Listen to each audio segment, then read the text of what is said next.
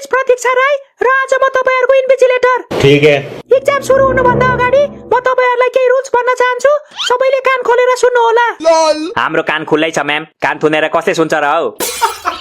पहिलो कुरा म म्याम होइन म मिस हो। मान्छे चिनेर बोल। मेरो बिहे भएको छ र मलाई म्याम भनेको। हामीलाई के थाहा त मिस तपाईको बिहे भएको छ कि छैन? हामी न त तपाईको घरपट्टिको न त माउलीपट्टिको। मान्छे हेरेर थाहा हुँदैन। बिहे गरेको भए मैले सिन्दुर लाउँदिन थिए। अच्छा। सबै बिहे गरेको छोरी मान्छेले सिन्दुर कहाँ लाउँछ त मिस? तपाई क्रिस्चियन पनि त हुन सक्छ नि। लु भयो, तिमीहरुलाई जे भन्नु मन छ त्यही भन। म्याम भने नि भन, मिस भने नि भन, तर मलाई चाहिँ रुल्स भन्न देऊ सुरुमा। भन्नु न त मिस, हामीले तपाईको मुख टाल्देको छ र? पहिलो रुल, कसैले चिट चोर्नु पाउँदैन। चिट लिएको छ भने अहिले नै दिइहाल। भरे चिट चोरेको देखे भने म त्यसको कपी खोज्दिन्छु। Oh no! हामीसँग चिट छैन क्या मिस, ढुक्क हुनुस्। हामीले चिट चोर्न छोडेको त 20 वर्ष भइसक्यो। ओइ के भनेको तैले? हामी जन्मेकै 15-16 वर्ष हुँदैछ अनि 20 वर्ष अगाडि चाहिँ कसरी चिट चोर्यौं हामीले? कैसा लगा मेरा मजाक? ल अब अर्को रुल सुन। एक्जाम सुरु भएपछि कसैले कसैको सार्नु पाउँदैन।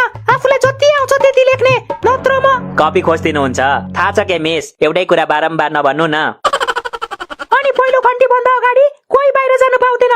भूकम्प आए नि सुनामी आए नि पहिलो घण्टी लाग्छ, त्यसपछि मात्र बाहिर जानु पाइन्छ। ऐसा मत करो मेरी जान। भूकम्प आयो भने त घण्टी बजाउने मान्छे नै भाग्छ होला। अनि पहिलो घण्टी कसले बजाउँछ मिस? घण्टी बजाउने मान्छे भाग्यो भने आफ्नै घण्टी बजाउँदै भाग्ने नि, कसले पर्खी बस्छ र? हरामी हो बेटा। मिस अरु क्लासमा त्यत्रो विद्यार्थीहरु छ त यो क्लासमा चाहिँ किन हामी 4 जनालाई मात्र राख्नु भएको? किनकि हामी कुहिएको आलु र राम्रो आलुलाई एक ठाउँमा राख्दिनौं नि त। राख्दा केही हुँदैन के मिस? त्यत्रो आलु कुहिएको रहेछ, जाबो 4 वटा राम्रो आलु जोगाएर के गर्नुहुन्छ? ओइ कलौटे, मिसले हामीलाई कुहिएको आलु भनेको हो के? कहाँ आफुलाई राम्रो आलु ठानेर?